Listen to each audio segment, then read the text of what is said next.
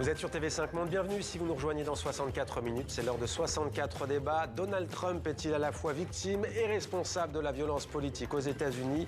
Décryptage avec nos invités 2 jours après les coups de feu qui ont retenti au gala des correspondants de presse à Washington. Avec nous autour de la table, Guillemette Faure, bonsoir. Bonsoir. Soyez la bienvenue sur TV5 Monde. Vous êtes journaliste, chroniqueuse à M, le magazine du journal Le Monde. Vous avez été correspondante aux États-Unis pendant plusieurs années pour plusieurs quotidiens français. Michel Duclos, bonsoir et bienvenue également. Ex-ambassadeur, ex-représentant permanent, adjoint de la France auprès des Nations Unies à New York, conseiller spécial à l'Institut Montaigne. Michel Duclos, on commence avec vous. Pour la première fois, Donald Trump, en tant que président des États-Unis, avait accepté d'être présent à ce dîner des correspondants de presse accrédité à la Maison-Blanche. On connaît la suite, des coups de feu qui retentissent. 5e tentative d'assassinat du président américain en l'espace de 10 ans. Comment l'expliquez-vous ? Et 3e, s'agissant de Reagan lui-même, de Trump lui-même, ce qui justifie votre question. Parce que, effectivement, on se souvient tous que Kennedy a été assassiné. On se souvient aussi que Reagan avait subi un grave attentat. Devant cet hôtel, d'ailleurs. Devant le même hôtel. Et d'ailleurs, parallèle intéressant, sa cote de popularité à l'époque avait remonté, mais ça n'a pas duré très longtemps. Donc là, la question se pose. Alors, est-ce que ça a toujours été un pays très violent, les États-Unis, naturellement, et au fond, il y a toujours eu dans l'Amérique, dans l'histoire américaine, une face noire. Nous, on connaissait l'Amérique libérale, qui défendait les libertés dans le monde, l'Occident, etc. Mais il y a aussi l'Amérique de la guerre de sécession, l'Amérique même pendant la Première Guerre mondiale, n'avait pas du tout envie d'intervenir en Europe, etc. Et les violences ont toujours existé. Est-ce que c'est plus net aujourd'hui qu'avant ? Je crois qu'il y a un malaise dans la société américaine, et notamment dans la classe moyenne, à cause de la globalisation, que Trump a exprimé, et dont il est le porte-parole. Et comme souvent, en étant le porte-parole, il est l'amplificateur. Oui, et donc de ce point de vue-là, effectivement, comme il donne de l'écho à tout ce qu'il y a de mécontents, de violents, de frustrés dans l'Amérique actuelle, il contribue effectivement au mal qu'il reflète. Ouais. Alors, vous... une explication peut-être, on a bien compris que la violence aux États-Unis, elle ne date hélas pas d'hier, la violence sur le champ politique. Est-ce que vous diriez que ce président est de plus en plus clivant? Rappelons qu'on n'est à même pas la moitié de son mandat. En novembre, il y aura des élections de mi-mandat. Ce que je trouve très intéressant, c'est que quand il a pris la parole, juste après, il a justement dépersonnalisé ce qui s'était passé en disant que ça faisait partie justement de la tradition des États-Unis, que ça avait toujours été comme ça, que c'était, il a dit qu'il exerçait un des métiers les plus dangereux. Il ne savait pas que le métier était aussi dangereux. Voilà, et qu'il a dit que c'était la profession la plus dangereuse. Ce qui était une manière de retirer ses responsabilités justement de tout ce qu'il a pu avoir de polarisant. Or, en fait, donc, justement, ça se passait en face de la presse, vis-à-vis de qui il y a toujours eu des mots très violents, beaucoup plus que les présidents précédents. Même si vous le dites vous-même, tous les journalistes en sont 06. Oui, mais par exemple... Je vous ai lu. Oui, c'est un il les critique, mais il adore parler avec eux. Qui prend les journalistes à partie, mais qui décroche systématiquement en disant « Allô, qui c'est ?» Donc ça veut dire qu'il décroche même sans savoir qui l'appelle. Donc le responsable de Reporters sans frontières, l'Amérique du Nord, avait même distribué, avant le début de la soirée, un bingo avec toutes les insultes que pouvait employer Trump vis-à-vis de la presse. Ouais. Mais que nous dites-vous que ce vocabulaire, que ce soit contre les journalistes, contre ses adversaires politiques, il nourrit une certaine forme de violence politique? Il y a la violence par le vocabulaire, et puis moi je trouve qu'il y a aussi la violence par les pressions. C'est-à-dire qu'aujourd'hui, parmi les élus trumpistes et les grandes figures trumpistes, il n'y en a quasiment plus un seul qui ose dire que Trump a perdu les élections de 2020. Donc ces campagnes d'intimidation, je trouve que ça va quand même trop loin, et c'est une autre forme de violence. Une autre forme de violence. Alors concrètement, Donald Trump est-il responsable de cette violence politique qui se retourne parfois contre lui, même s'il n'était sans doute pas le seul visé, puisque d'après les premiers éléments de l'enquête, l'assaillant présumé visait l'ensemble de l'administration Trump. Voici ce qu'on vous a préparé. C'était il y a un peu plus d'un mois, Donald Trump avait fait scandale. Après la mort de Robert Mueller, grand serviteur de l'État américain, héros de guerre décoré, ancien patron du FBI, décédé à l'âge de 80 ans, Donald Trump avait dit « Tant mieux, je suis content qu'il soit mort, il ne pourra plus faire de mal à des innocents ». Ça, Michel Duclos, est-ce que vous l'inscrivez dans cette violence politique aux États-Unis? Parce que les tentatives d'assassinat et les assassinats, il y en a eu, mais des présidents, je parle sous votre contrôle, des États-Unis qui s'expriment de la sorte, j'imagine que ça ne s'est pas produit beaucoup de fois. J'imagine. Alors là, effectivement, cette phrase était particulièrement scandaleuse. Mais ça allait choquer dans son propre camp. Hein. Vous vous souvenez aussi de l'enterrement de Kirk. Charlie Kirk, influenceur. Donc c'était un influenceur qui était pour le coup peut-être plus radical encore que Trump. Mais au moment de ses obsèques, beaucoup de personnalités, à commencer par sa femme, ont dit il faut pardonner aux agresseurs, etc. Et que quand Trump a pris la parole, il a dit moi je ne pardonne pas. Et ça, c'est quand même un langage extraordinaire. En plus, quand on se prétend chrétien. Lorsque le cinéaste Rob Reiner, pareil, c'était il n'y a pas si longtemps, est mort avec son épouse dans des conditions tragiques, Donald Trump, voici ce qu'il a déclaré. Il est mort des suites du syndrome de dérangement Trump, de sa paranoïa. Là, pareil, aucune émotion, dure, toujours très dure. Et donc ça, pour moi, c'est peut-être le tabou suprême, parce qu'on voit aussi dans notre propre pays, quand quelqu'un de l'opposition, ou quelqu'un qui était l'adversaire d'un président ou de tel ou tel homme politique meurt, bon, il y a toujours une phrase pour dire, souligner ses qualités, quoi. Et donc, est-ce que selon vous, il va tirer profit politiquement? Vous évoquiez tout à l'heure la cote de popularité de Ronald Reagan lorsqu'il avait été blessé devant cet hôtel. Est-ce que vous diriez que ça peut lui profiter? Je ne peux pas le croire, mais c'est vrai quand même que après l'incident en Pennsylvanie, là, dont on voit les photos, c'est ça qui a lancé sa campagne, vraiment. Et donc, ce n'est pas totalement impossible qu'il espère le même effet. Vous parlez de l'attaque de Butler, lors de laquelle il a été blessé à l'oreille. D'ailleurs, oui.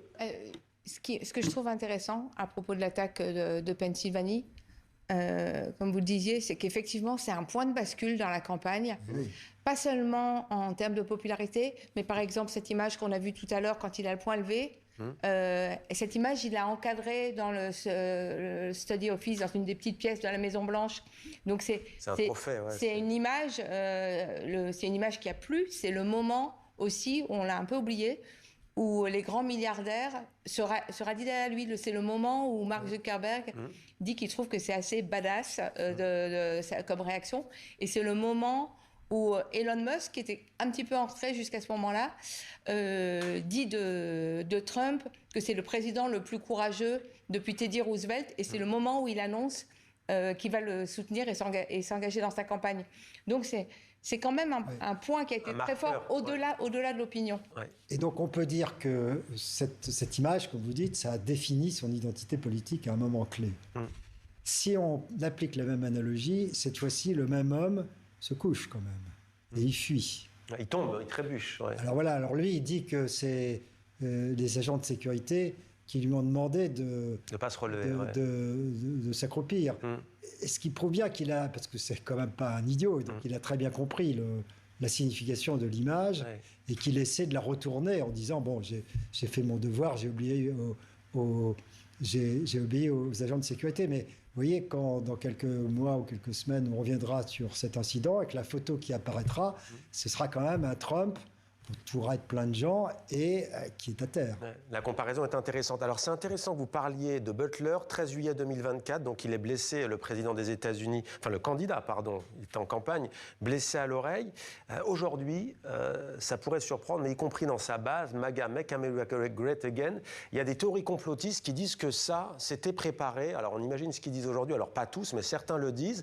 Est-ce que c'est l'effet boomerang? Est-ce que ça se retourne contre lui, en fait? Effectivement, c'est les mécanismes qu'il a lui-même mis en place, même dans le choix des mots, de dire quand on entend Marjorie Taylor Greene dire à propos de Butler, il y a des questions que je me pose encore. Toute cette rhétorique de un peu de suspicieuse, c'est complètement le langage qu'il a mis en place. Après, ce qui est très très frappant par rapport à la Pennsylvanie, c'est la rapidité avec laquelle on a l'impression que les gens n'étaient pas encore sortis du Hilton, qu'on commençait déjà sur les réseaux sociaux à avoir ce type de messages. Théorie, ouais. De théorie complotiste, vous voulez dire, oui. Oui, ouais. mais de son propre camp, alors. Je trouve que c'est très inquiétant pour l'état de la démocratie, le fait que ça arrive de manière quasiment instantanée. Oui, il a créé un monde orwellien, puisqu'il dit Agé continue le contraire de la vérité. Ses porte-parole avouent que ce qui compte, c'est pas les faits, c'est les faits tels que Trump les énumère. Et donc, forcément, ça déstabilise complètement toute capacité de coller aux événements tels qu'ils sont. Après, une grande différence que je vois quand même aussi avec la Pennsylvanie, c'est que la Pennsylvanie, c'était fight, donc on y va dans la campagne. Quand il se relève, là, le point levé, il dit fight. Là, quand il reprend la parole quelques temps après, c'est pour dire « Ah, ben ça prouve bien que j'ai besoin de cette grande ballroom, cette grande salle de bal. » Et cette histoire, cette obsession de la salle de bal dont il parle un jour sur 3, d'après les calculs de la presse américaine, ça, je pense que ça passe quand même pas très bien. C'est quand même un peu déconnecté d'une guerre avec l'Iran, de l'inflation, des prix de l'essence à la pompe.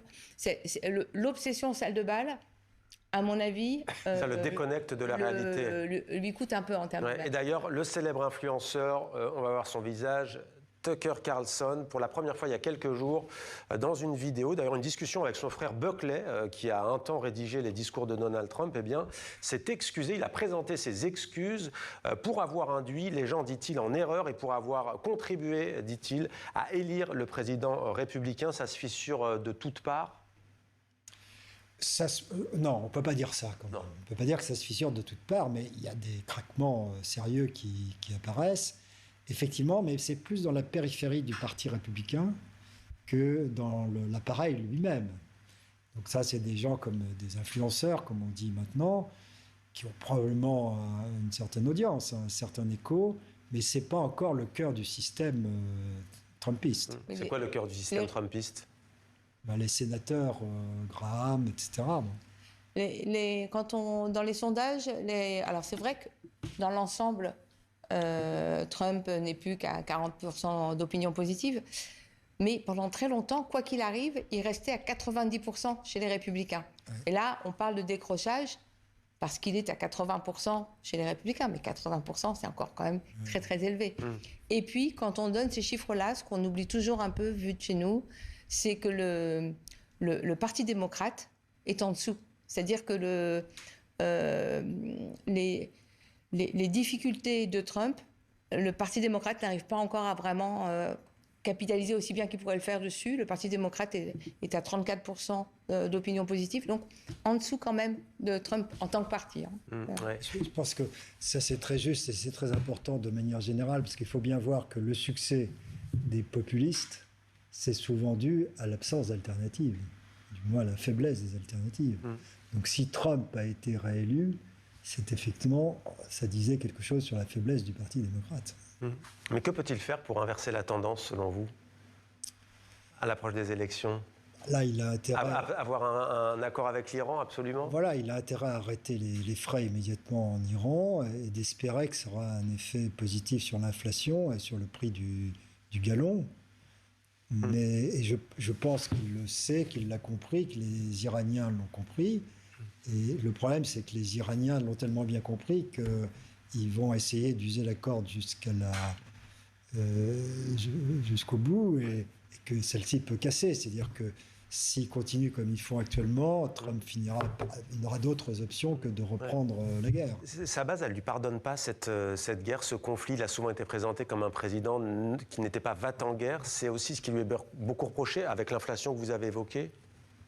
Oui, et puis maintenant, justement, aussi, comme on le disait tout à l'heure, il y a aussi ce climat de suspicion permanente qui fait que, on entend cette blague, l'Iran a été une distraction de l'affaire Epstein, que l'affaire Epstein est maintenant une distraction de l'Iran. Enfin, il y a l'idée quand même qu'il y a des foyers allumés un peu partout, où ils sont en permanence en train d'essayer d'éteindre des problèmes avec l'opinion. Et on a quand même l'impression que la seule chose qu'ils fassent bouger, c'est les variations de la bourse. Donc ça aussi pour... C'est-à-dire C'est-à-dire que quand il a changé d'avis sur les barrières douanières, quand il est revenu en arrière sur des menaces à l'Iran, à chaque fois, c'était en réaction, non pas à ces sondages, mais aux effondrements de la bourse. Pareil pour le Groenland. Oui, absolument. Pour le Groenland? Avant Davos, il était prêt à envahir le Groenland. En arrivant à Davos, il s'est aperçu que les cours des obligations en particulier baissaient. Donc là, il a redressé immédiatement en disant finalement non, on a un accord avec Rutte. Ouais, un mot à chacun, les élections et chacune, les élections de mi-mandat, c'est perdu d'avance ou pas forcément? Moi, je trouve pour Donald Trump. Moi, je trouve que c'est très difficile à dire parce que finalement, ils ont fait un tel charcutage électoral des deux côtés que le nombre de sièges en jeu devient quand même de plus en plus réduit. Et la capacité des élections de mi-mandat à montrer les grandes variations de Trump dans l'opinion est quand même, me semble quand même limitée. Ça peut jouer? Non, je crois que c'est effectivement le facteur capital auquel s'ajoute la qualité ou non des candidats alternatifs. C'est ce que je disais tout à l'heure. Merci beaucoup Michel Duclos pour votre éclairage et merci pour votre éclairage également Guillemette Faure de nous avoir donné des clés de compréhension donc 2 jours après ces coups de feu qui ont retenti au gala des correspondants accrédités à la Maison-Blanche. On rappelle d'ailleurs que le suspect doit comparaître d'ici quelques heures, voire quelques minutes devant la justice américaine. Merci à tous les deux.